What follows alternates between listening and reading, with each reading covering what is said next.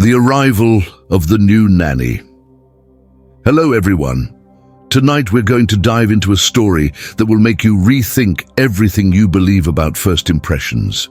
Imagine for a moment the suffocating heat of Dubai at 3 in the afternoon, where air conditioning is a survival necessity and palaces gleam like jewels against the turquoise blue sky. You're about to witness an encounter that will change 2 lives forever, and perhaps your perspective too. The yellow taxi rumbles along, the polished marble road, its wheels whispering against the perfect surface like tissue paper being torn slowly. Inside it, Amira al-Rashid clutches a worn leather folder against her chest, her fingers trembling slightly, not from the air conditioning blowing cold against her face, but from the anxiety growing in her stomach like a thorny plant. You need to understand something about Amira. She's not what you'd call a conventionally beautiful woman by the standards of the millionaire world. Her brown hair is pulled back in a simple bun, not a strand out of place, not out of vanity, but out of medical practicality. Her eyes, honey brown like the sweet tea her grandmother made on summer afternoons, carry the wisdom of someone who spent 5 years caring for children in public hospitals. Her hands, small but steady, know the weight of a syringe, the texture of a bandage, the heat of a feverish forehead. The dress she chose for this interview is navy blue, conservative, bought at a department store with money she saved for months. It's nice, but it's not haute couture. It's respectable, but it's not luxurious. It's her, genuine, without artifice, without pretension. As the taxi approaches the golden gates of the Al Mansouri Palace, Amira observes through the window the grandeur surrounding her. The palm trees are so perfectly aligned, they seem to have been planted with ruler and compass. The fountains dance in synchrony, creating a sound that's almost musical, a constant whisper that speaks of wealth beyond imagination. The very air here seems cleaner, purer, as if it's been filtered through diamonds. The driver, a gentleman from Pakistan whose English is seasoned with familiar accent, turns to her with a paternal smile. "First time at the palace, ma'am?" His voice carries decades of experience, transporting nervous people to this same destination. "Yes," she responds, and her voice sounds firmer than she expected. "I came to care for the prince's son." The driver nods knowingly, his eyes reflecting in the rearview mirror a mixture of sympathy and silent warning. He's seen this story before. Young women arriving full of hope and expectations and leaving, well, not always leaving the same way. The security guards check documents with an efficiency that would make an international airport seem relaxed. Every movement is calculated, every glance is trained. You can feel the weight of responsibility they carry, protecting not just a family, but a dynasty, a legacy that extends for generations. When the taxi finally stops in front of the main entrance, Amira takes a deep breath. The scent of the air is different here, a mixture of jasmine, rose, and something more subtle she can't identify. Maybe it's the smell of money, she thinks, with a touch of nervous humor. Or maybe it's just the perfume of flowers that cost more than her monthly salary. The palace door opens before she even touches the bell, a detail that speaks volumes about the level of observation and anticipation that governs this place. An elegant middle-aged woman, dressed in an impeccable grey suit, appears in the doorway. This is Fatima al-Zahra, the head of the domestic staff, a woman who could run a multinational company if she wanted to, but who chose to dedicate her life to maintaining domestic perfection for the royal family.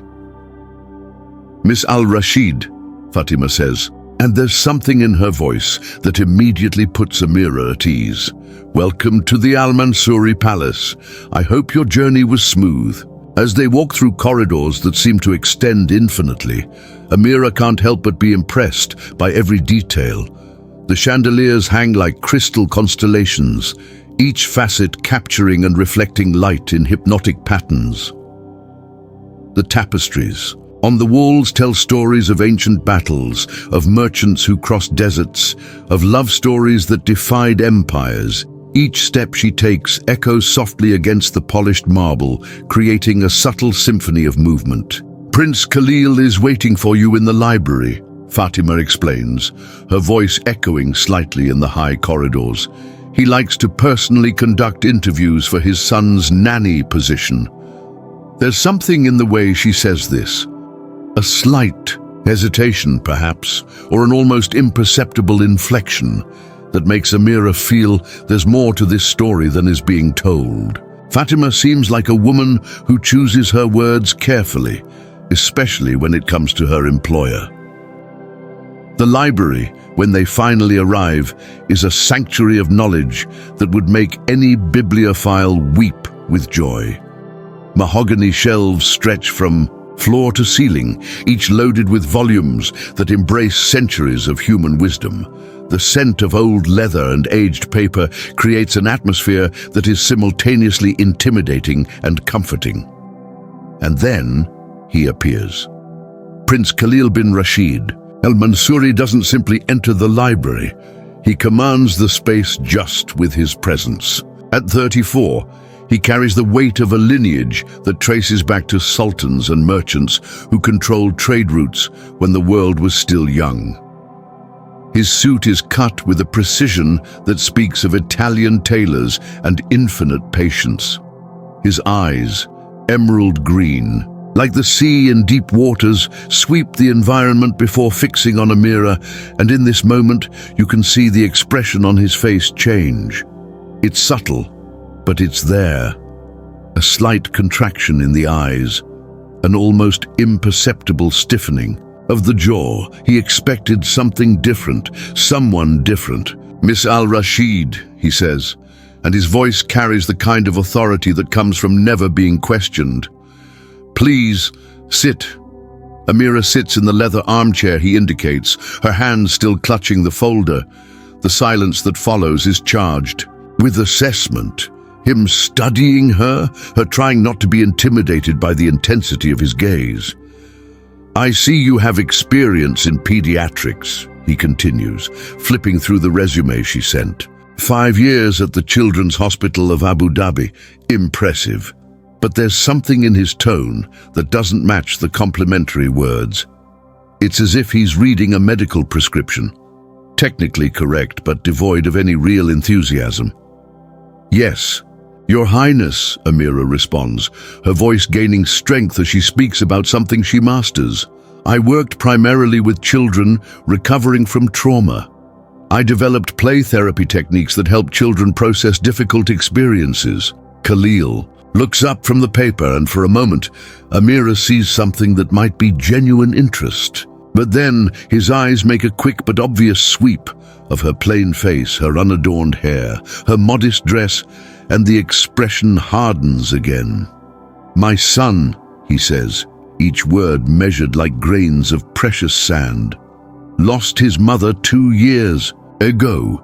He has difficulties connecting with the nannies we've hired." He doesn't mention that these nannies were chosen more for their appearance than their qualifications. He doesn't mention that they were all models or former beauty queens who decided to try a career in childcare. He doesn't mention that they all left the job within weeks, frustrated by the child's resistance and the implicit pressure to be decorative as well as functional. "I understand," Amira says softly. "Loss is one of the most difficult experiences a child can face, but it's also an opportunity for growth and healing if they receive proper support." Khalil leans back in his chair, his fingers drumming against the polished mahogany table. You can almost see the thoughts racing through his mind. The assessment, the calculation, the conflict between what he knows is right and what he feels is appropriate for his image. "Miss Al-Rashid," he finally says, and there's a coldness in his voice that makes the library's temperature seem to drop a few degrees. "You understand that this position requires certain qualities beyond medical competence?" Amira tilts her They're genuinely confused. Of course, patience, empathy, creativity, ability to establish healthy boundaries. No, he interrupts her, and there's something almost cruel in the way he says it. This is a position that requires representing this family at social events. You may be photographed with my son on public occasions. You understand what that means? And then, like lightning cutting through storm clouds, realization strikes Amira. He's not talking about her qualifications. He's talking about her appearance, about how she would look in the pages of society magazines, in paparazzi flashes, at events where image is more important than substance. The silence that follows is deafening. You can hear the tick-tock of the antique clock on the wall, can feel the weight of humiliation descending on Amira like a heavy blanket. But then, something extraordinary happens. She straightens her shoulders, looks directly into his eyes, and smiles. It's not a bitter or defensive smile. It's the smile of someone who knows her own worth, regardless of how others might judge her. "Your Highness," she says, and her voice is clear as spring water. "I may not be the most beautiful woman who has ever been in this library, but I can promise you that I am the most qualified to care for your son. And at the end of the day, when he needs someone who understands his pain, who knows how to turn tears into laughter, who can teach him that he is loved unconditionally, he won't care about how I appear in photographs." Khalil remains silent. For a long moment, his eyes studying her face as if he's trying to solve a complex puzzle. You can see the internal war happening, his arrogance fighting against his desperate need to find someone who can truly help his son. Outside, the Dubai sun continues its relentless journey across the sky, and the shadows in the library stretch like dark fingers over the marble. Fatima waits discreetly near the door, her hands clasped, her eyes revealing a concern she cannot express verbally. And it's in this moment of suspended tension that you realize this is not just a job interview. It's the first move in a complex dance between pride and necessity, between appearance and substance, between what we think we want and what we truly need. The decision that Khalil is about to make will not only determine who will care for his son, it will determine what kind of man he chooses to be and what kind of lesson he is willing to teach or learn. The cruel rejection. "I understand, Your Highness," she says, her voice steady despite the earthquake happening in her chest. She closes her leather folder with a soft snap that sounds like breaking bones in the silence. "I hope you find what you're looking for." But as she turns to leave, something stops her. Maybe it's the way Fatima's eyes fill with disappointment, or maybe it's the shadow of pain that flickers across Khalil's face when he thinks no one is looking. Maybe it's simply the knowledge that somewhere in this palace, a little boy is learning that the world values beauty over kindness, appearance over substance. "Your Highness," she says, turning back to face him one last time, "I have one question. When your son is old enough to understand why you chose his caregivers based on how they looked rather than how they loved, what will you tell him?" The question hangs in the air like a blade, sharp and impossible to ignore. Khalil's jaw tightens, his hands clenching into fists at his sides. For a moment, you think he might explode, might let loose the fury that's been building behind his carefully controlled exterior, but instead he simply says, "Fatima will show you out." As Amira walks through the corridors that seemed so magnificent just an hour ago, they now feel like a mausoleum, beautiful, cold, and utterly lifeless. The click of her modest heels against the marble floor creates a rhythm that sounds like a funeral march, each step taking her further away from a chance to help a child who desperately needs her. Fatima walks beside her in silence, but you can feel the older woman's thoughts churning like storm clouds. She has worked for this family for 15 years, has seen them at their best and their worst, and she knows that Khalil al-Mansouri just made one of the biggest mistakes of his life. "Miss al-Rashid," Fatima says quietly as they reach the main entrance. "May I speak frankly?" Amira nods, too emotionally drained to do more than listen. "I have seen many nannies come and go," Fatima continues, her voice low and confidential.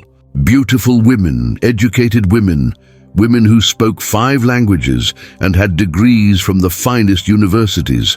But I have never seen one who spoke about the young prince the way you did, as if he was already real to you, already important. He pauses, glancing back toward the library where Khalil presumably still sits, wrestling with his demons. "The prince is a good man," she says finally. "But he is also a wounded man, and wounded people sometimes make choices that hurt the very people they're trying to protect. I hope he realizes his mistake before it's too late." The air in the library grows thick with unspoken judgment, like the moment before a desert storm, when the atmosphere itself seems to hold its breath. Khalil's fingers stop their drumming against the mahogany, and the silence stretches between them like a taut wire ready to snap. You can almost hear the calculations running through his mind, the cold mathematics of social perception, the brutal algebra of appearances. "Miss al-Rashid," he says finally, and his voice carries the weight of centuries of royal decree, "I appreciate your confidence in your abilities.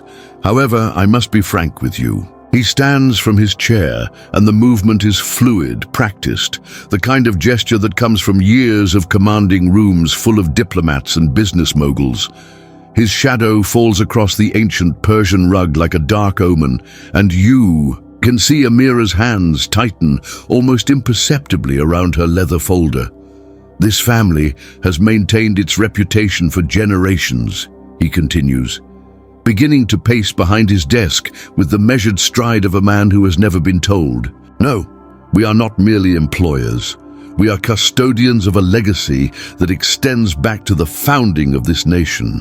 Every person who enters our service becomes, in some way, a reflection of that legacy." Fatima shifts uncomfortably by the door, her decades of experience reading the undercurrents of palace politics like a sailor reads storm clouds.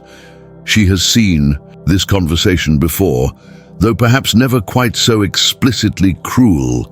Her fingers worry at the fabric of her suit jacket, a nervous habit she developed years ago when she first realized that sometimes the most powerful people can also be the most petty. "Your qualifications are impressive," Khalil continues, and there's something almost patronizing in his tone, like a parent explaining why a child can't have the toy they want.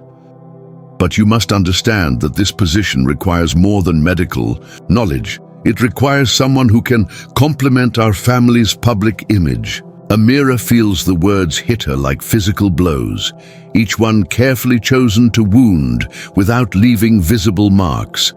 But instead of crumbling, something extraordinary happens.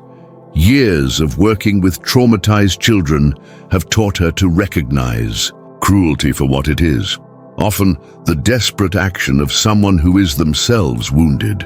And looking at this man, with his perfect posture and his perfectly pressed suit, she sees something that surprises her. Fear. "Your Highness," she says, her voice steady as a heartbeat, "may I ask what happened to the last nanny?" The question hangs in the air like incense, heavy and unavoidable. Khalil stops pacing, his emerald eyes flashing with something that might be annoyance or might be surprise. It's been a long time since anyone has dared to question him, especially someone he considers beneath his notice. "She was inadequate," he says tersely. "They all were." "All 7 of them?" Amira asks, and there's no challenge in her voice, only genuine curiosity. "Because I've done my research, Your Highness. 7 nannies in 2 years. All of them beautiful, all of them highly recommended, all of them leaving within weeks." Fatima's eyebrows rise slightly. She didn't know that this plain woman had done such thorough homework. Most applicants came to the palace starry-eyed and unprepared, dazzled by the wealth and prestige, but Amira al-Rashid had clearly come prepared for battle. Perhaps, Amira continues, her voice growing stronger with each word, the problem isn't the nannies. Perhaps the problem is that you've been hiring accessories instead of caregivers. The words land like a slap across Khalil's face. For a moment, his carefully constructed composure cracks, and you can see the raw emotion underneath. Grief, desperation, and yes, shame. But then the mask slides back into place, and his expression hardens into something that could cut glass. "How dare you?" he says, his voice barely above a whisper but carrying the force of a thunderclap. "How dare you come into my home and presume to lecture me about my son?" "Because your son is why I'm here," Amira responds, rising from her chair, with the quiet dignity of someone who has found her moral ground and intends to defend it. "Not your reputation, not your image, not your legacy, your son. A 7-year-old boy who lost his mother and who desperately needs someone who sees him as more than a reflection of his father's social standing." The library feels like a boxing ring now, with these two opponents circling each other in a dance of words and wills. Outside, the Dubai sun beats down mercilessly. But inside this climate-controlled sanctuary, the temperature seems to have dropped to Arctic levels. "You know nothing about my son," Khalil says, and there's genuine pain in his voice now, the kind that comes from touching a wound that never quite heals. "Nothing about what he's been through, what he needs." "Then tell me," Amira says simply. "Tell me about Amir." The use of his son's name seems to catch Khalil off guard. Most of the previous nannies had referred to the boy as the young prince or Your Highness's son, maintaining the formal distance that the palace protocol demanded. But this woman, this plain, stubborn woman, speaks his name like she already knows him, like she already cares. Khalil begins, then stops, his jaw working as if the words are physically difficult to produce. He's angry, all the time. He won't eat, won't sleep, won't let anyone close to him. He throws tantrums that can last for hours. He's destroyed 3 iPads and punched a hole in the wall of his playroom. As he speaks, you can see the facade of the perfect prince beginning to crumble. Here is a man who can negotiate billion-dollar deals, who can charm world leaders and command the respect of international business communities, but who is completely lost when it comes to comforting his own grieving child. The therapists say, "It's normal," he continues, his voice growing quieter. "They say he's processing grief, that he needs time and patience and consistency. But how can I give him consistency when no one will stay? How can I give him patience when every day he seems to slip further away from me?" Amira feels her heart contract with sympathy. This is the real Khalil, not the arrogant prince, but the frightened father who doesn't know how to save his own son. She takes a step forward, her professional instincts overriding her personal. "Hurt, Your Highness," she says gently. "Grief in children often manifests as anger, because anger feels safer than sadness. Anger gives them a sense of control in a world that has proven it can take away everything they love without warning." Khalil looks at her with something that might be hope flickering in his eyes.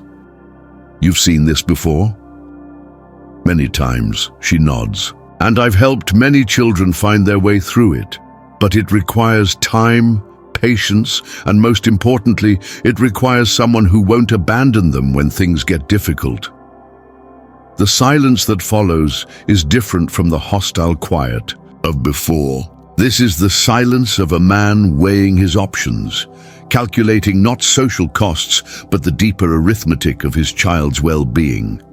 "Miss al-Rashid," he says finally, and his voice carries a note of reluctant respect. "You clearly believe you're qualified for this position, but I must ask you to consider the reality of your situation. This palace exists in a very specific social context. There will be events, photographs, public appearances. The press can be unkind to those who don't fit their expectations. It's as close to an apology as he's capable of giving, and Amira recognizes it for what it is. Not kindness exactly, but acknowledgement that the world they inhabit is cruel in ways that go beyond personal choice. "Your Highness," she says, and there's a sad smile on her lips. "I've been dealing with people's expectations my entire life. I know exactly what I look like, and I know exactly what that means in your world.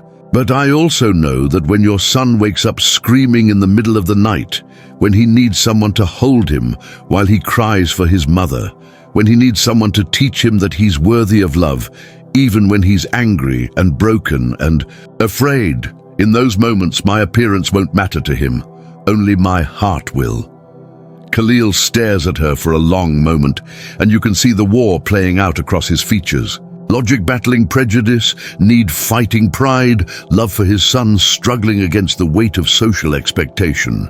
And then, with the finality of a judge pronouncing sentence, he speaks. "I'm sorry, Miss Al-Rashid. You're simply not what this family needs." The words echo in the library, like the sound of a door slamming shut.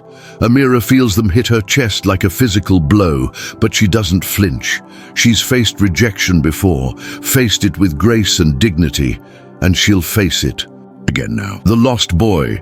The palace grew quieter after Amira's departure, but not in a peaceful way. It was the silence of tension, of absence felt more deeply than presence. In the long golden halls of Al-Mansuri, where footsteps once echoed with certainty, there now lingered a kind of hesitation, as if the very walls were waiting for someone who would not return. Upstairs, behind a heavy cedar door carved with ancient calligraphy, sat Prince Amir. 7 years old, draped in royal privilege, yet suffocating beneath its weight, he lay on his back beneath a ceiling of projected constellations, arms folded behind his head, eyes wide open but unfocused. He hadn't said a word all day. A nanny, the latest in a long line of polished, carefully selected candidates, sat in silence across the room. She held a picture book open in her lap, but her voice had long since trailed off. She had tried to read to him, tried to smile, to make a joke, tried to coax a single word from the silent boy. But nothing. Amir hadn't even turned his head. She now sat frozen, unsure of whether to speak again or stay still. Eventually, she rose from her seat, set the book down on a side table with forced gentleness, and walked quietly toward the door. She paused there for a second, as if hoping he might call out to her, even with a glance. But he didn't. Just like the others, she left. The boy didn't notice. Or perhaps he did. And had simply stopped hoping. Once, not long ago, Amir had been different. Before the hospital visits, before the quiet funeral with white roses and tightly gripped hands, before the hushed tones and long pauses that had settled over his home like a fine layer of dust. He had once been the kind of child who talked to butterflies, who asked too many questions, who hugged his mother mid-sentence just because he could. But that child had vanished, buried not by time, but by absence. Now his world was a closed room with no key, and every adult seemed to have given up trying to open the door, even his father. Prince Khalil, despite his polished exterior and commanding presence, had stopped trying weeks ago. He'd tried at first, God knows he tried, but nothing he did seemed to reach the boy. Not gifts, not tutors, not expensive outings to exclusive attractions.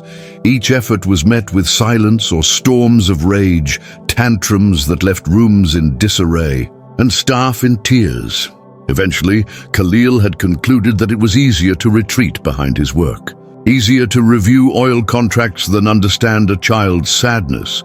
Easier to host international summits than sit quietly beside a son who had nothing to say. But he wasn't blind. At night, when the palace grew still and the marble floors seemed To echo the loneliness back to him, Khalil would sometimes stand silently at the threshold of Amir's bedroom. He never entered, never crossed the final few feet between them. He just watched, a tall shadow in the doorframe, arms crossed, eyes tired. He watched his son toss and turn, clinging to a stuffed lion whose eyes were worn and whose mane was thinning from too much hugging. He watched the small chest rise and fall in restless sleep. He watched and remembered her. Layla, Amir's mother, had been the bridge. She had understood them both. Khalil's world of order and legacy, and Amir's world of magic and mud puddles. She had been the translator between two languages that now clashed in silence. Without her, Khalil often felt like he was raising a stranger, or worse, like his son had drifted into a world he could no longer reach. And Amir, for his part, had no anchor left. He had learned quickly that nannies were temporary. That soft smiles and polished nails meant nothing. They came and went, leaving behind perfumes he hated and promises they couldn't keep. 7 in 2 years. They were always beautiful, always well-dressed, well-spoken, well-recommended. But none of them lasted. None of them knew how to talk to a boy who could sit in silence for hours or burst into fury over the placement of a toy. None of them saw him. Until her, Amira. He hadn't spoken to her, not really, but there was something in the way she entered. The room, the way her eyes found his without flinching, that had felt different. He didn't know why, he didn't have words for it, but he remembered her voice. It was quiet, like the sound of leaves brushing against a window. Not too loud, not too cheerful, just calm. And that was what he had needed. Calm, not excitement. Not pity, just someone who wasn't afraid of his storms. Now she was gone. Downstairs, Fatima moved through the palace like a ghost, her face composed but her mind busy. She had worked in this house for 15 years, had seen Layla fall in love with a prince, had seen her plan birthday parties, had seen her whisper bedtime stories into Amir's tiny ears. And now she was watching the boy slip further and further, away into himself, into silence, into sadness. She had pleaded with Khalil, not once but several times.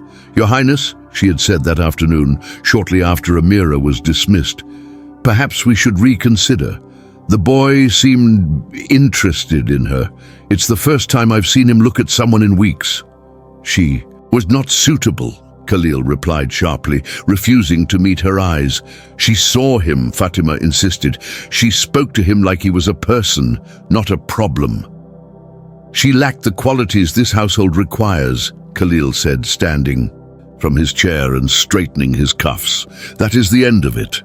But she knew, from the way his voice caught slightly, from the way he turned his back too quickly, that it wasn't the end of it. That something about Amira had gotten under his skin, and perhaps under his armor. Later that night, Amir sat in the center of his playroom, not playing, just sitting. Around him were the remains of expensive toys, untouched. An elaborate racetrack lay half-assembled. A box of puzzles sat open but ignored. The air smelled faintly of lavender and static, the smell of a room that had been prepared for joy but had only received grief. He picked up a photo from the shelf. It was old, a picture of him on his 5th birthday. Layla beside him, laughing, her arms wrapped around his shoulders. Khalil behind them, smiling tightly for the camera. Amir traced the image with a fingertip, then placed it back down and whispered, "I liked her." Not loud, not clear, but the words were there. They floated into the quiet like a moth seeking light, delicate, brief, but real. No one heard him. No one recorded it. But in that moment, something shifted. A thread had been tied between memory and hope, between sorrow and something that dared to feel like longing. Somewhere across the city, Amira sat on the edge of her modest hotel bed, staring at her phone. She hadn't booked a return flight yet. She wasn't sure why. Perhaps because something in her refused to believe this was truly over. And in a palace where image ruled all and love was buried beneath protocol, a child had spoken.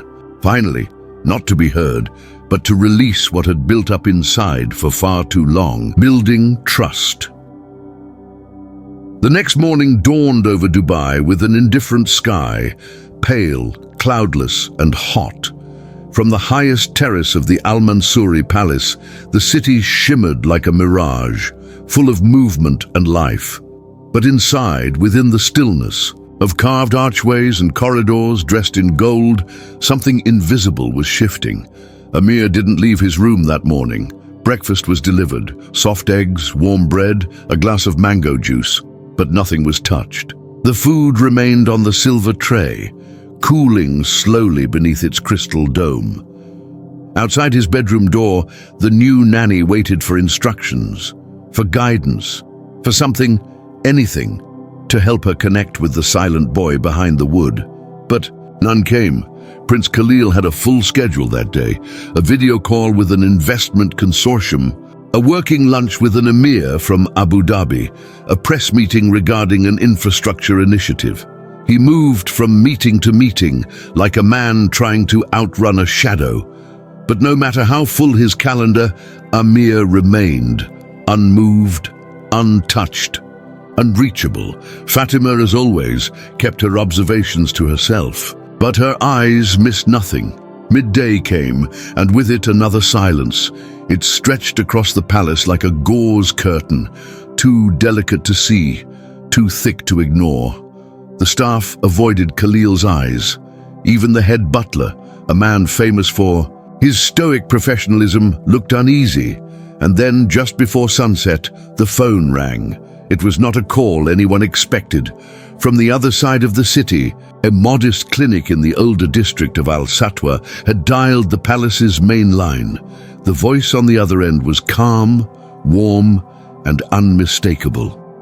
"Fatima, it's Amira al-Rashid. I'm sorry to bother you. I know I should move on and but I just wanted to check. How is Amir? Has he spoken?" Fatima closed her eyes. She was standing in the linen room, surrounded by the scent of jasmine starch and pressed cotton. And for a brief second, she allowed herself a fragile moment of truth. "He hasn't spoken. Miss al-Rashid, not really, not since you left." There was a pause on the other end, a silence that carried weight, not hesitation. "I see," Amira said finally. "I was afraid of that." Fatima took a breath. She lowered her voice. "I know. This isn't my place, but would you consider coming back? Not officially, not to work, just for a visit. An hour. It doesn't have to mean anything more than that. He needs someone who sees him." Another silence. And then, very quietly, "I'll come." That evening, Amira returned to the palace, not through the main gates this time, but through the side entrance used by staff and deliveries. She wore a simple cream blouse, blue slacks, and carried nothing but a canvas tote bag with a few small items inside. Her face was calm, her heart less so. The guards recognized her. No one said a word, they simply stepped aside. Inside, the palace felt different, not colder. It was always cold, but expectant, as if the building itself remembered her footsteps. Fatima met her near the hallway that led to Amir's room. "He's inside," she said softly. "He hasn't moved all day." Amira nodded. "I don't need long." And with that, she walked down the hallway she had once thought she would never see again. She knocked once. No answer. Then she pushed the door open. The room was dim. Curtains drawn, stars projected on the ceiling like soft ghosts. Amir lay on the carpet, curled on his side, eyes open but blank. The stuffed lion sat beside him, its button eyes dulled by use. Amira didn't speak. She simply sat on the floor, a few feet away, close enough to be present, far enough to give him space.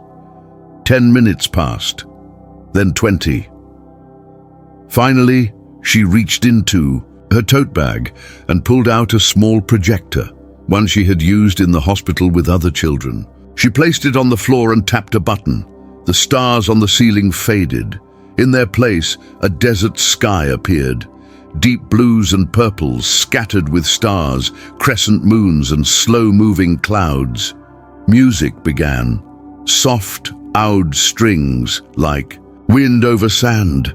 Amira blinked. She spoke finally in a low, steady voice. "There's a story my grandmother used to tell me," she said, "about a boy named Malik who lived in the Rubal Khali, the empty quarter. He wasn't a prince, not really, but he was the only child of a mother who said the stars could hear wishes if you whispered them after midnight." Amira didn't move, but she saw it. The flicker in his eyelids, the breath that hitched slightly, the lion clutched a little tighter. Malik was lonely. He had lost something important, something so big it made the whole world feel too quiet. So he stopped talking. People called him rude or strange or broken, but he wasn't any of those things. He was just waiting. Amira kept her voice even, no expectations, no pressure. One night, Malik climbed the tallest dune near his home and sat there for hours. Then, just before the moon reached its peak, he whispered something into the wind, a word he hadn't said in months. She paused, and the stars blinked. The room was silent again. Then, almost imperceptibly, Amir turned his head, just a few degrees, toward her. It was enough. Amira reached into her bag once more, pulled out a tiny wooden telescope, child-sized, painted with blue enamel and constellations. She placed it gently on the rug beside her. "My grandmother said, 'Every child should have a way to look at the stars,'" she murmured, "even when they don't feel like talking." Another beat passed. Then, slowly, Amir sat up. He didn't speak. He didn't smile. But he reached out, small fingers curling around the telescope, and held it close to his chest. Amira felt her throat tighten. Fatima, watching from the cracked door, let a single tear fall down her cheek. That night, Amir asked to sleep with the projector on. He didn't say it with words, but when the servant came to turn it off, Amir shook his head, then pointed at the sky on the ceiling. The servant left it on. Prince Khalil found out the next morning. He had risen early, ready for a run, when Fatima intercepted him in the hallway. "Your Highness," she said calmly, "Miss al-Rashid came back last night." Khalil froze. "She what?" "She visited Amir." He turned slowly. "Without my approval. She didn't come to apply for a job. She came because someone needed her." Fatima paused, and for the first time in weeks, Amir sat up. He listened to a story. He touched something that wasn't a screen or a wall. Khalil said nothing. His jaw was tight. Then, "Did he speak?" "No." But he listened. And in that silence, he was not alone. Later that day, Khalil stood in the hallway outside Amir's room. The door was half open.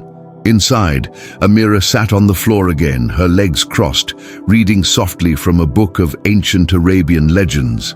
Amir was drawing with colored pencils, scribbles, shapes, half-formed stars. Khalil didn't interrupt. He simply watched, and though he didn't admit it, something in his chest began to shift. Not collapse, not break, but shift. Like ice starting to melt after a long, bitter winter. The boy's transformation. There are changes that happen slowly, like leaves turning color with the shift of seasons. So gradual you don't notice until one day everything is different. That's how Amir's transformation began. It wasn't dramatic. No one cheered.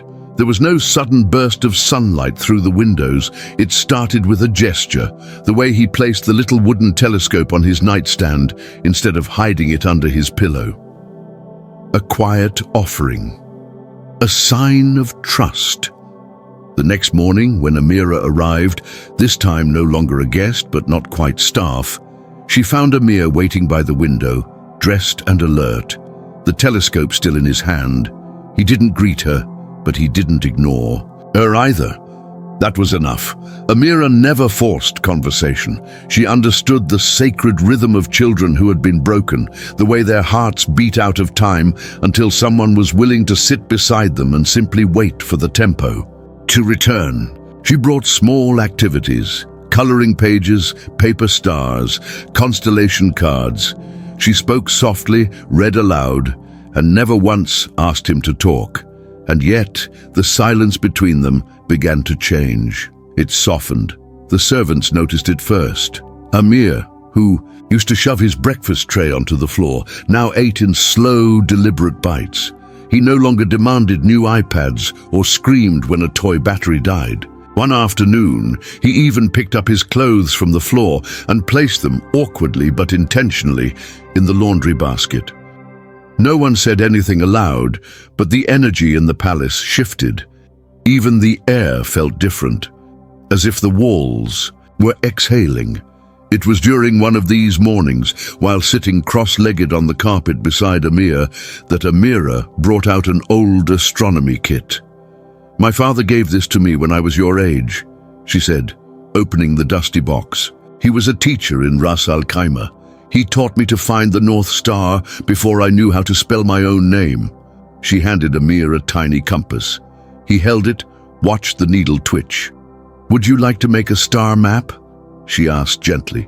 He didn't speak, but he nodded, and that was the first time he smiled. It was a small, crooked thing, barely more than a flicker at the corner of his mouth. But to Amira, it was a sunrise after a year-long night. She said nothing, just smiled back and placed a blank sheet of dark blue paper between them. Over the next hour, they mapped a sky of their own, not based on real constellations, but on Amir's imagination. One cluster he called the Lion's Mane, another Mama's Crown, and one near the edge, 3 white dots in a curve, was labeled Home. Later that week, Amira began introducing short walks into their routine. Nothing too structured, just time spent in the garden, where date palms arched like dancers and the scent of lemon blossoms lingered in the air. On their third walk, Amir broke the silence. He said a single word.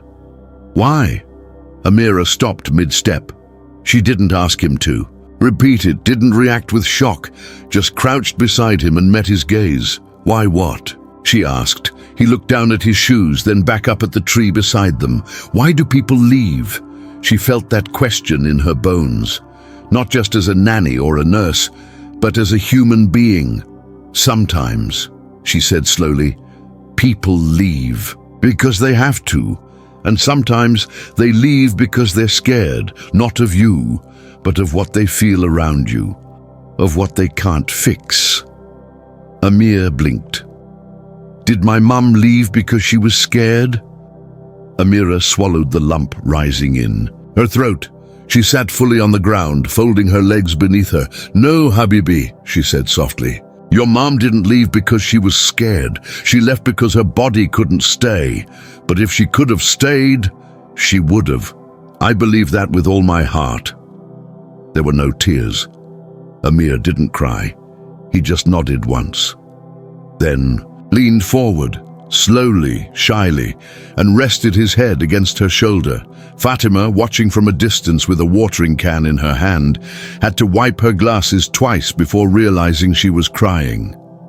That night, Amir asked Amira if she could tell him a story, not a fairy tale, a real one, from her life. So she told him about her first job at a children's ward in Sharjah, about a boy named Ziad who had lost both his legs in an accident but insisted on racing the nurses in his wheelchair every morning, about how he used to say, "If I can't run, I'll fly." Amir laughed. It was the first time the palace had heard that sound in over a year. Even Khalil heard it.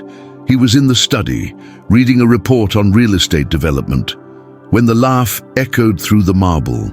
"Always," he froze. His hand slowly lowered the paper, and for several minutes he just listened. The next few days moved like a dream. Amir began exploring the palace again. He started sketching birds. He asked questions. He followed Amira from room to room like a quiet shadow, carrying the telescope in one hand and a small leather notebook in the other. He called it his sky journal. One afternoon, he ran down the hallway shouting, "Amira, come look!" startling two guards and making the chandelier tremble. He had drawn a new constellation, a lion and a woman sitting side by side under a crescent moon. "I named it Braveheart," he said. Amira knelt beside him and smiled. "Why?" "Because that's what you have," he replied simply. Khalil watched all of this from a distance. He told himself he was too busy to engage, that his meetings were too important, his advisors too impatient. But the truth was simpler. He didn't know how to join a world he had locked himself out of. He observed Amira from the second-floor balcony as she and Amir played in the garden, watched as she guided him through a scavenger hunt she'd designed with clues written in Arabic and English, watched as Amir grabbed her hand and pulled her toward a fountain, both of them laughing, soaked with joy, and he felt something unfamiliar, longing. One evening, he approached them during a story session in the library. Amir was curled up on a beanbag, and Amira was reading aloud from a dusty book of Bedouin myths. Khalil cleared his throat from the doorway. Both heads turned. I have a few minutes," he said, awkwardly adjusting his cuff. "May I sit?" Amir hesitated, then patted the cushion beside him. Khalil crossed the room slowly, sat, said nothing, but when Amira continued reading, he stayed. And when Amir leaned against his shoulder halfway through the story, Khalil didn't move away. Later that night, Khalil stood at Amira's side in the hallway outside Amir's room. The boy had fallen asleep with the telescope beside him, the sky projector glowing above. "I don't know how to thank you," Khalil said, his voice barely above a whisper. "You don't have to," Amira replied. "This was never about me." He looked at her then, really looked, and for the first time, he didn't see a nurse or a servant or someone unsuitable. He saw the woman who had brought his son back to life. The accident. The garden had become a sanctuary. Once a space of silence and formality, it now pulsed with unexpected life. Children's laughter echoing among ancient olive trees, the rustle of running feet in places once reserved for diplomatic receptions. Amir had claimed it not with force, but with presence, and with him came Amira, the quiet architect of his return to joy. That morning the sun hung lazily in the sky, softened by drifting clouds. Amir had begged to go outside early, claiming he had urgent lion business, which Amira quickly learned meant exploring a patch of hedges he believed held secret animal footprints. He was already dressed when she arrived, bouncing from foot to foot in the hallway, clutching his telescope and a stick he had declared his navigator's staff. "You're late," he said, grinning. "I'm 5 minutes early," Amira replied, lifting an eyebrow. "Your Royal Highness has a broken clock." They both laughed. Fatima watched them pass through the archway toward the gardens with a fondness she reserved for few things in this world. She hadn't seen Amir this animated since before Layla's illness, hadn't heard that particular pitch of belly laughter in nearly 2 years. But it was Khalil who lingered by the second-floor window, his arms folded as he watched them disappear into the lemon grove. He no longer hid the fact that he observed them. There was a new softness in his silence now, less judgment, more curiosity. A part of him had begun to wonder whether the woman he had dismissed so coldly was, in fact, the only person who had truly seen his son.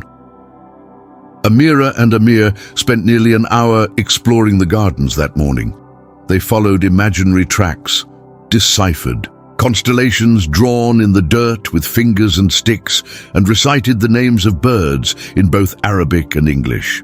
Amir's favorite was still the hoopoe, a small, awkward bird with a ridiculous crest. "It looks like it stuck its beak in an electrical socket," he giggled. They were headed toward the reflecting pool when it happened. Amira had turned for just a moment to collect the forgotten compass from the bench. It was less than 10 seconds, 10 seconds of peace, 10 seconds of calm. Then the sound, not a scream, not yet. First, a sharp crack, like wood splitting, then silence, then the scream. Amira turned. Amir was gone. Her eyes darted wildly, and then, there he was, on the far side of the reflecting pool, past the small footbridge, lying on his side, one arm twisted underneath him at an angle no arm should ever make. His face pale, eyes wide with shock. Mouth open, but no sound coming now. She ran. Time collapsed around her as she dropped to her knees beside him, heart thundering, instincts overriding fear. His lips were trembling. His chest was heaving in short, shallow gasps. "Amir, look at me," she said quickly. "Don't move, Habibi. I'm here." His eyes found hers, terrified, watery, trusting. The arm, it was definitely broken, swelling already beginning at the elbow. She could see the slight deformation. She didn't need x-rays. She'd seen dozens of these before. But this wasn't a hospital. This was a garden. This was a prince. Amira scanned the surroundings. No guards. No staff in sight. She pulled her phone from her pocket and called the emergency internal line to the palace infirmary. "This is Amira al-Rashid. Prince Amir has suffered a fracture. He's stable, conscious. We need paramedics and a medical evacuation kit immediately in the lower gardens, east side of the reflecting pool. Now." She hung up and turned back to the boy. "I need you to breathe with me," she whispered, "in and out, like we practiced when you had the nightmares." He obeyed. In, out, in, out. Tears slipped down his cheeks, but he didn't scream again. Not once.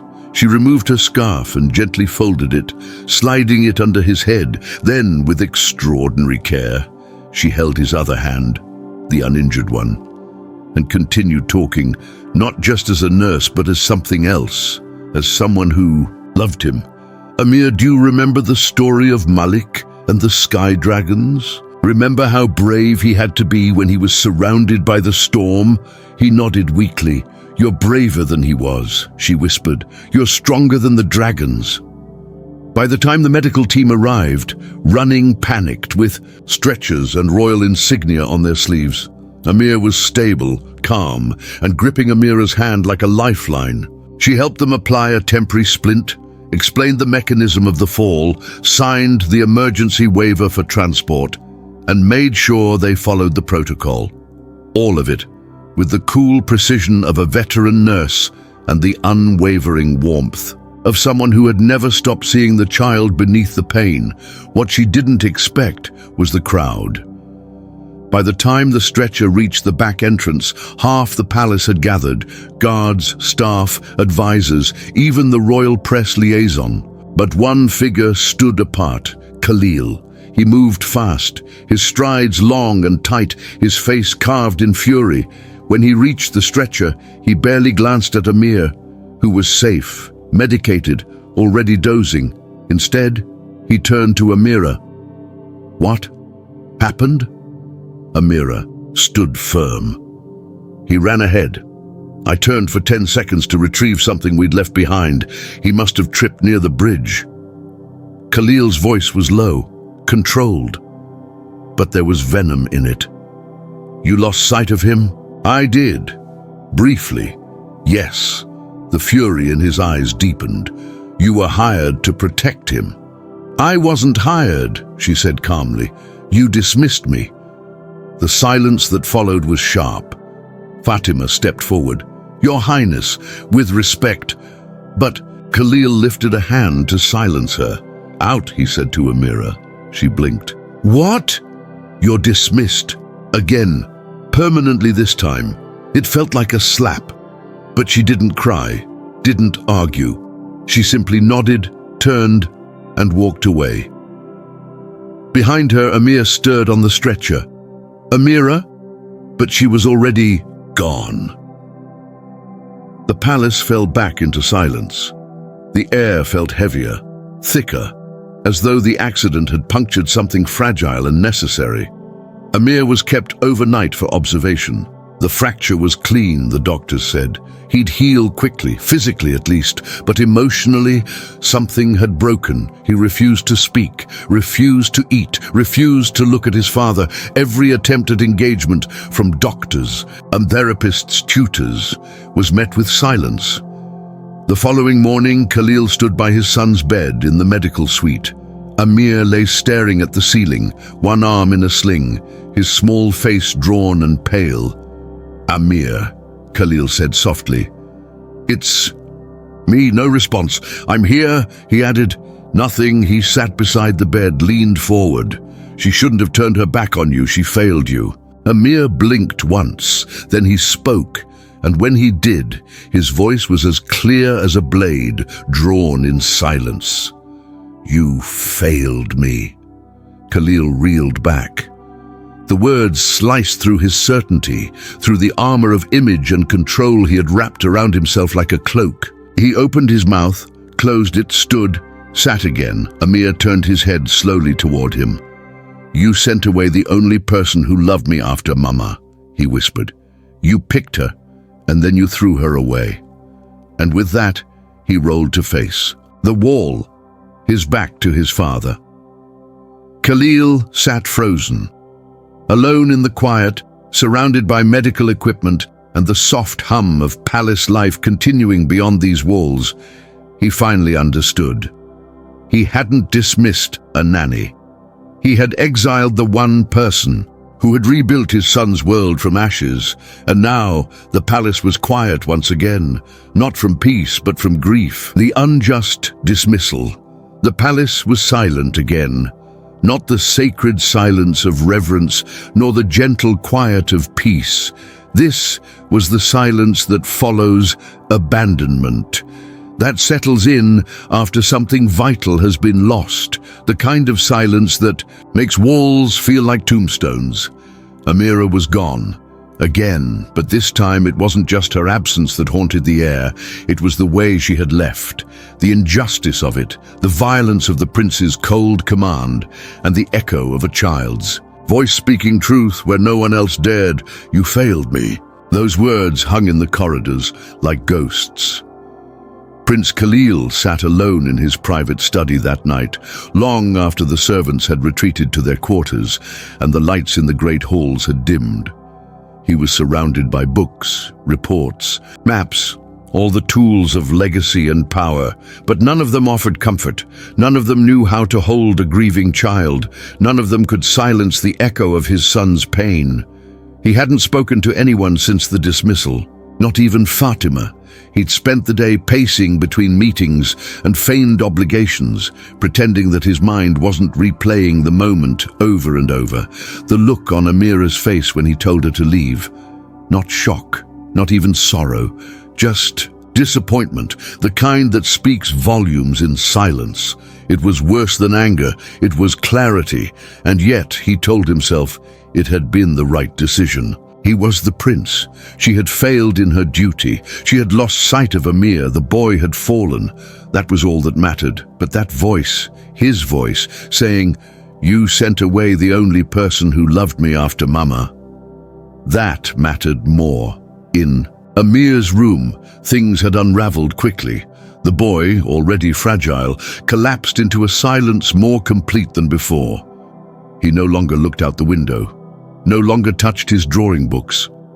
The telescope remained untouched on the windowsill, collecting dust.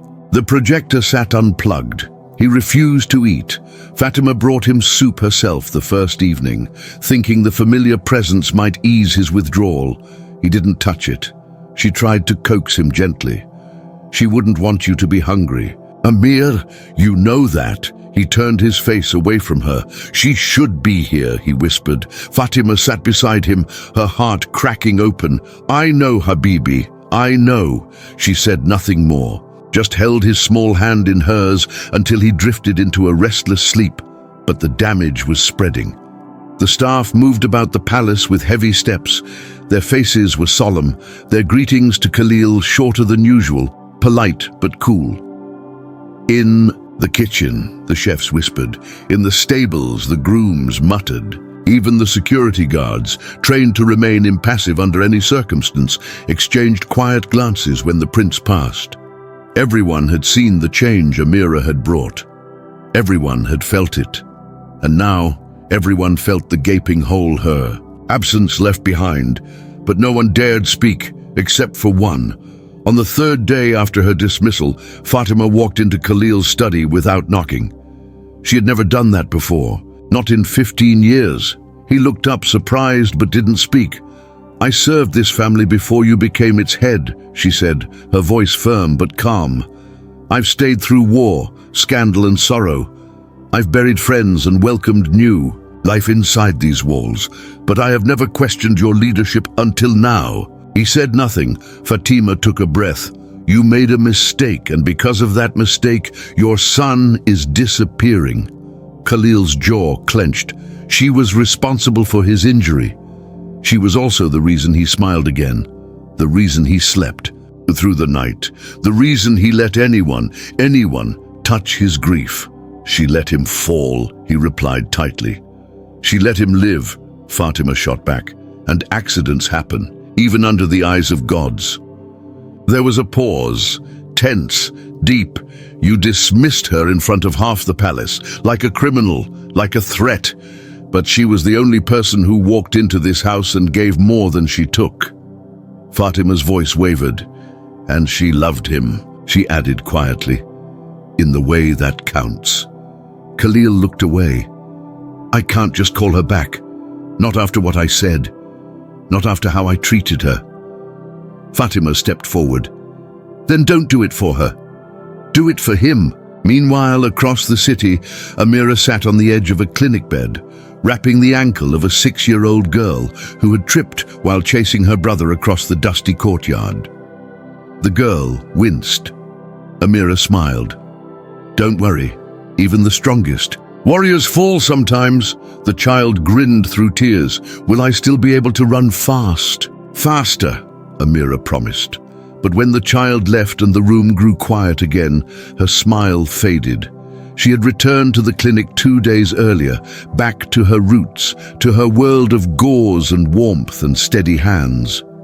The staff welcomed her like a lost sister. The children remembered her. Her chair still creaked the same way it always had, and yet something was missing. Every time she tied a bandage, she saw Amir's hands. Every time she heard laughter, she searched for his voice. He had carved a place inside her heart that now ached in silence. That night, after her shift, she sat on the rooftop of the clinic, a cracked concrete space littered with laundry lines and satellite dishes, and stared at the moon. The same moon that once glowed above the palace garden. The same moon Amir used to trace with his finger on his star map. She closed her eyes. "I hope you're okay, little lion," she whispered. She didn't expect an answer. But the next morning, one arrived. It came in the form of a letter, hand-delivered on palace stationery, her name printed in ink so bold and precise that it startled her. Miss Amira al-Rashid. Inside, 2 things: a letter from Fatima and a drawing. The letter was brief, written in Fatima's elegant cursive. "He hasn't spoken since you left. He won't eat. He won't let go of this drawing. He asked me to send it to you. I didn't tell him I was writing to you as well. I didn't have to. You are missed. Please consider coming back. If not for us, then for him." Amira unfolded. The paper tucked behind the letter. It was a child's drawing, a constellation, a lion, a woman and a boy, holding hands under a star-filled sky. Above them, in uneven letters, was a title, "Braveheart Returns." Her fingers trembled. She sat in silence for several minutes, the weight of the image pressing against her ribs. Then she stood. She walked to her cabinet and began to pack. The perfect new nanny. The palace had learned to move around silence. It flowed through the corridors like a familiar guest, no longer questioned, simply accepted. Amir no longer ran down hallways or filled rooms with laughter. The garden, once alive with imagination and scavenger hunts, stood still. The telescope remained untouched. The sky projector stayed dark. Prince Khalil told himself he had made peace with the quiet.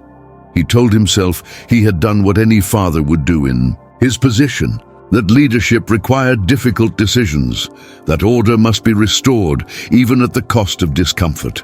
But every morning he passed by Amir's bedroom door and hesitated. Every time he opened his mouth to say something and stopped. Every night he stood by the window of his study, looking toward the gardens that used to echo with life, and felt something like regret burning slow in his chest. The staff had returned to their duties, but not to their rhythm. There were no jokes in the kitchen, no soft humming in the laundry rooms. Even Fatima's footsteps had changed, more deliberate, more careful, as though she was stepping through emotional ruins. The entire palace was waiting, not for orders, but for something they couldn't name. And then she arrived. Her name was Sophia Langford. She came highly recommended, trained in child psychology, certified in trauma-informed care, a background in early education, multiple languages, volunteer work in refugee camps, and a resume printed on fine embossed paper that smelled faintly of lavender. But none of that is what Khalil noticed first. What he noticed was that she looked exactly like what the world expected a nanny to look like in the palace of Al-Mansuri.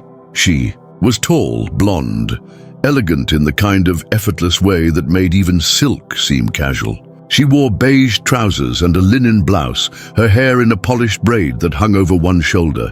Her voice was calm, neutral, just the right blend of warmth and professionalism.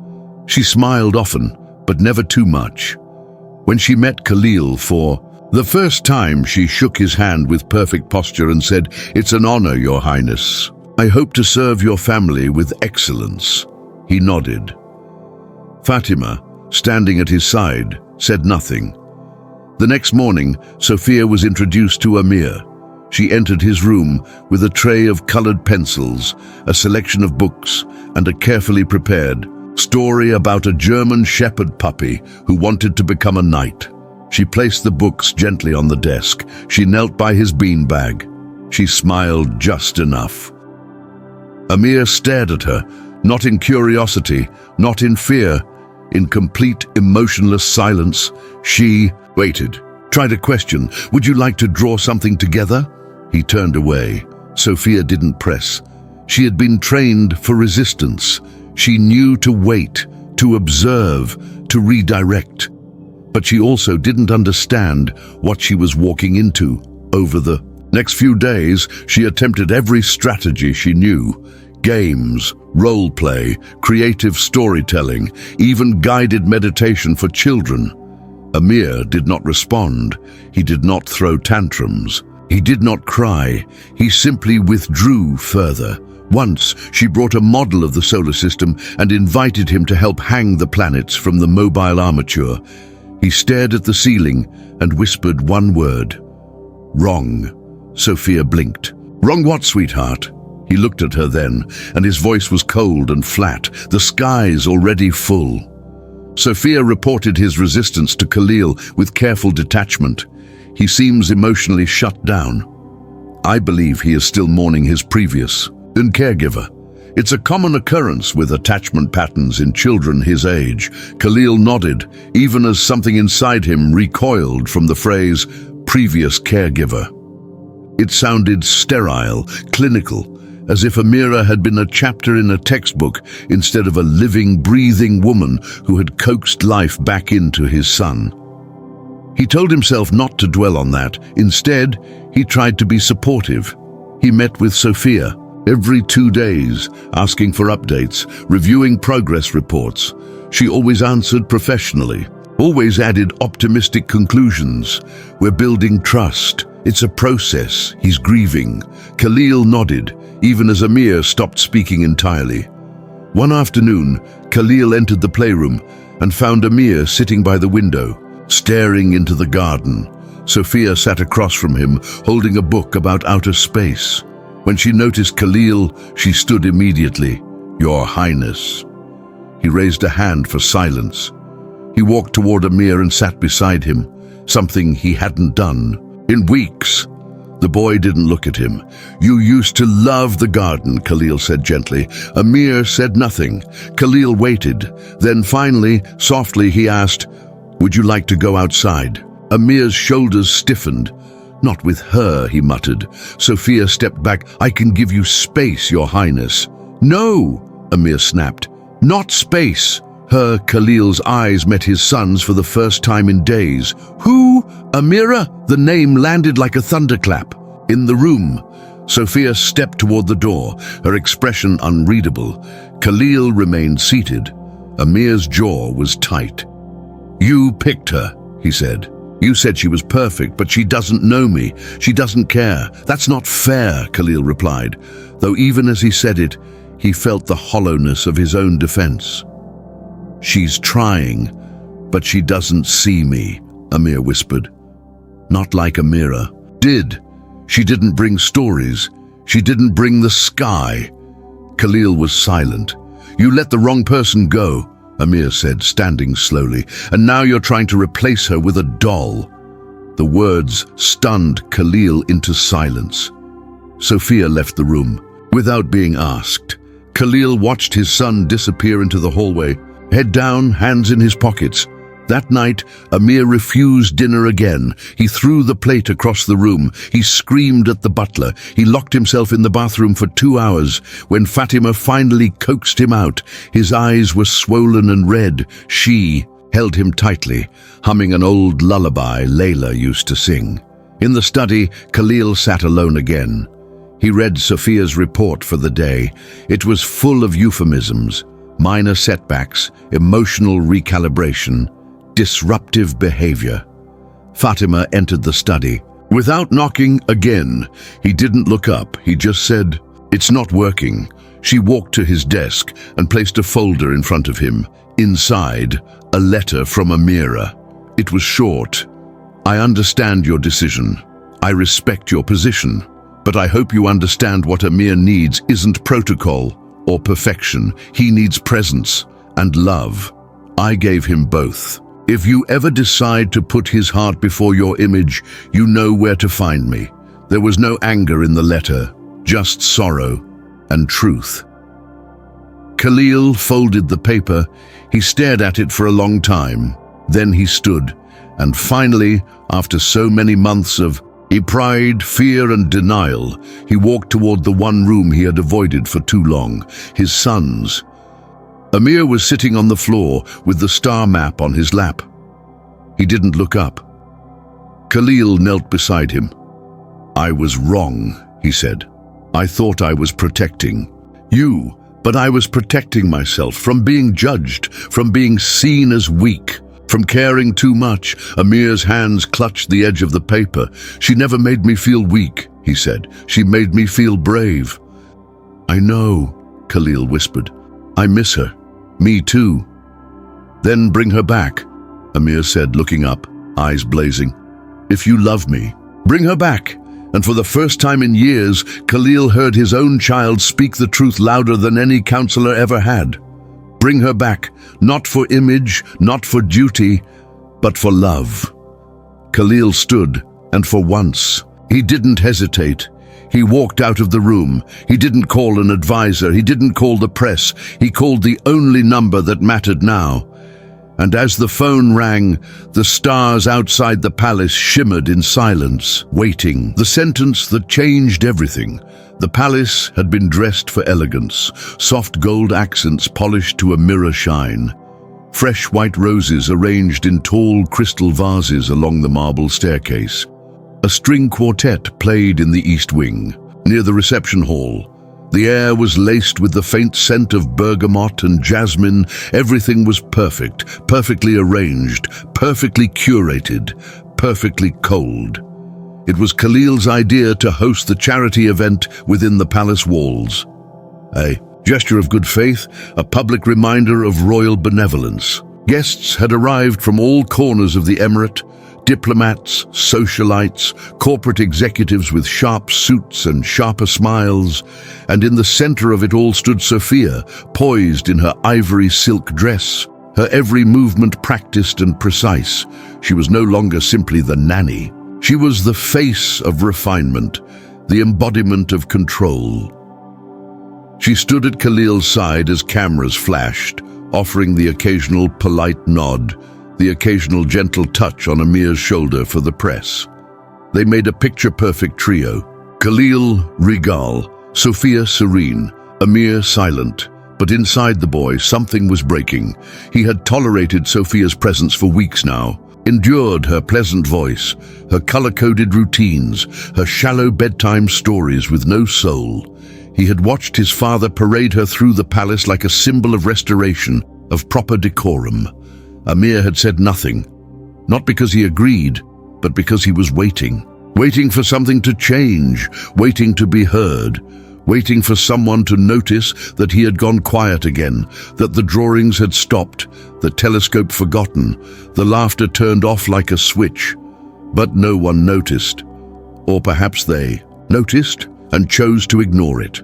That afternoon, Amir had been dressed in formal attire, tiny cufflinks, polished shoes, a pressed shirt that itched at the collar.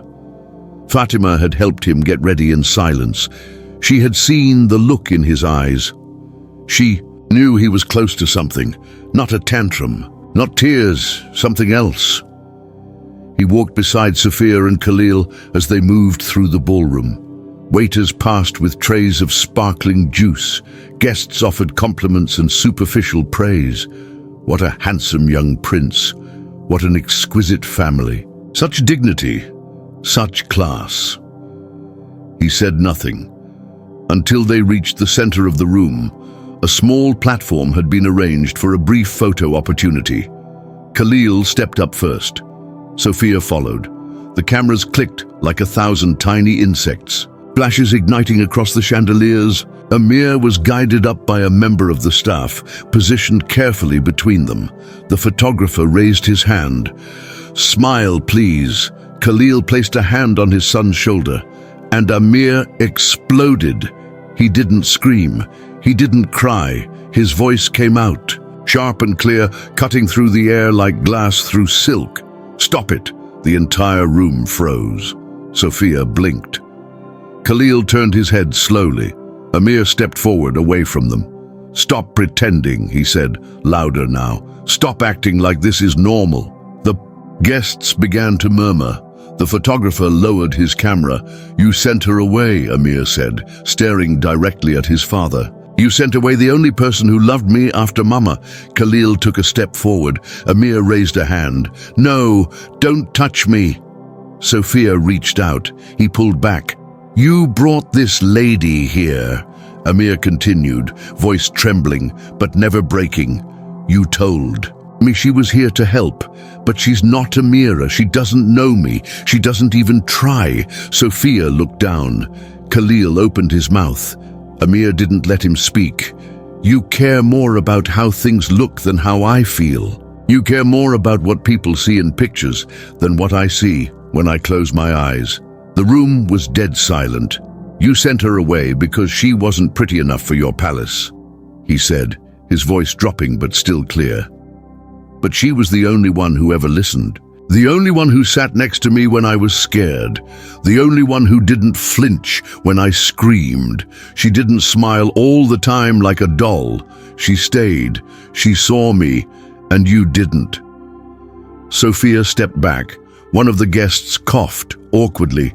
Amir turned again toward his father. "You told me to be strong, but I don't want to be strong if it means pretending I'm okay when I'm not. I don't want to smile in pictures. I want her back. I want the person who helped me believe I wasn't." Broken, his chest rose and fell quickly now. His face was red, his hands clenched. "And I hate that you made her go," he said finally. "I hate that you picked someone beautiful over someone who loved me." And then he turned and walked off the stage. The silence stretched for another long moment. Khalil stood frozen. The guests didn't know whether to applaud or leave. Sophia lowered her gaze and stepped aside, her face pale. Fatima moved through the crowd like wind through dry leaves, following Amir without a word. Later that night, Khalil found himself standing alone in the garden. The same spot where Amir had fallen weeks before. He looked up at the stars, barely visible now through the city haze. The garden was quiet. The lights of the palace cast a soft golden glow over the lemon trees and the fountain. But there was no magic here tonight. He had heard his son, truly heard him, and every word had been true. He had failed. He had chosen appearance over substance. He had let fear guide his decisions. He had punished the only person who had dared to love his child more than she cared about status or reward. He sat down on the edge of the fountain, his shoulders heavy. He stayed there for a long time, thinking of Amira, of the way she had knelt in the grass beside his son, of the calm in her voice, of the strength in her silences, of the way she had not flinched when confronted with his arrogance, of the way she had simply loved Amir without permission, without expectation, without asking anything in return. When he finally rose, it was with purpose. He walked through the palace with quiet determination, past the guests, past the chandeliers, past the photographers. He did not say goodbye. He did not make a speech. He did not explain. He went to his office. He opened the drawer where he had placed her letter. He read it again, and then he picked up the phone and called the number Fatima had given him. It rang 3 times. Then a familiar voice answered, "Hello, Amira." There was a long pause. "Your Highness." "No," he said softly, "not tonight, just Khalil." There was another pause. "Khalil." "What's happened?" "Amir," he said, and that was all he needed to say. Her voice softened instantly. "Is he okay?" "No, he's not, I understand, but he will be. If you'll come back." There was silence on the line, not because she was uncertain, but because she had never expected to hear those words from him. He took a breath. "I was wrong. I've been wrong about many things, but especially about you. About what you meant to my son and to this house. I thought I was protecting him by keeping the palace perfect. But perfection never gave him what you did. Will you come back?" She didn't answer immediately. He waited, and then she said, "For Amir, yes. Then I'll come." Khalil closed his eyes. "Thank you." "No," she said quietly. "Thank you for listening." And with that, the call ended, but something else had just begun, a chapter not written in protocol or pageantry, but in courage, in humility, in love.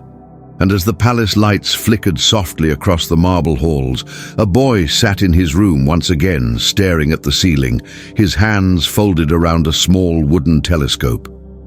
He didn't know it yet, but she was already on her way, and this time, she wouldn't be leaving again. Awakening and redemption. The sun rose slowly over the desert surrounding Dubai, casting golden light across the sleeping dunes and filling the air with the quiet promise of a new beginning.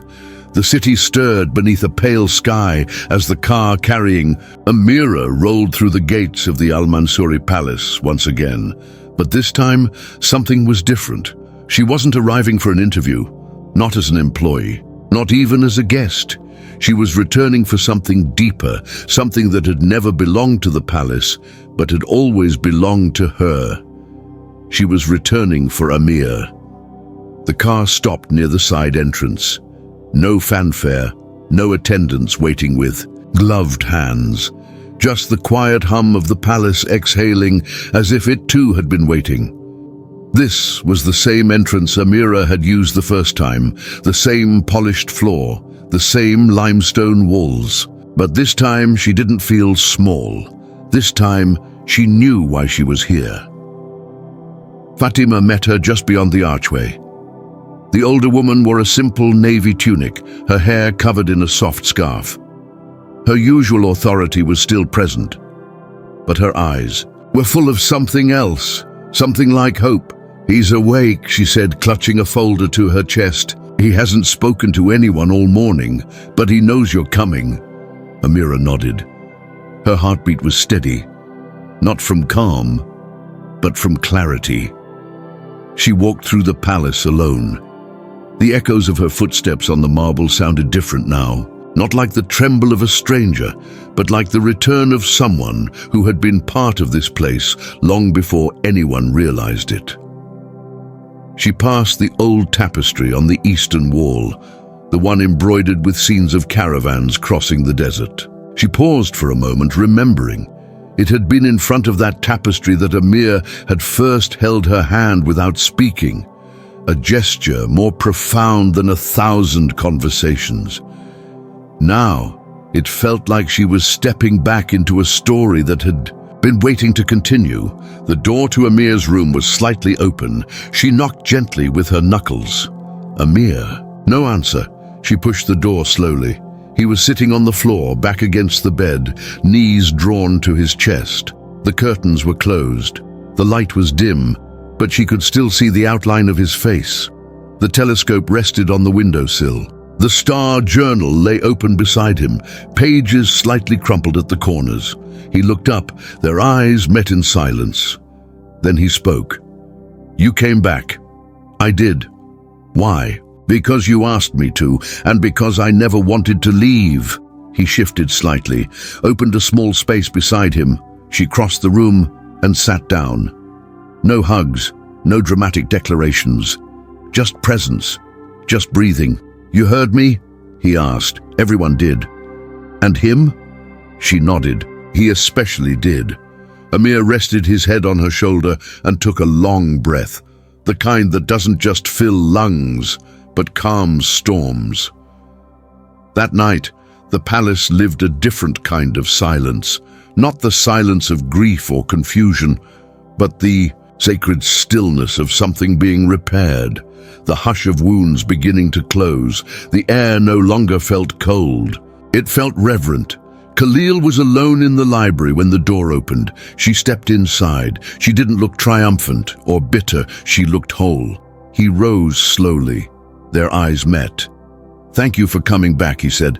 "I didn't come back for you. No, I came back for him. I know that too.